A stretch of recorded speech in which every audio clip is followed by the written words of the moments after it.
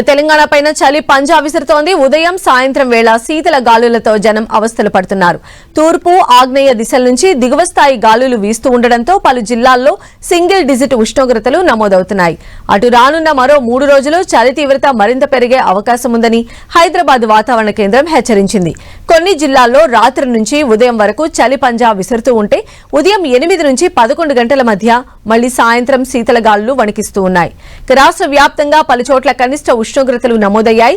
సంగారెడ్డి జిల్లా కోహిర్లో 7.9 డిగ్రీల సెల్సియస్, ఆదిలాబాద్ జిల్లా భీంపూర్లో 7 డిగ్రీల సెల్సియస్ ఉండగా 12 జిల్లాల్లో 10 డిగ్రీల లోపు, 8 జిల్లాల్లో 10.1 నుంచి 11 మధ్య, మిగిలిన జిల్లాల్లో 11.1 నుంచి 14 డిగ్రీల మధ్య నమోదయ్యాయి. అటు చలికి సరైన జాగ్రత్తలు తీసుకోవాలని వైద్యులు సూచిస్తున్నారు.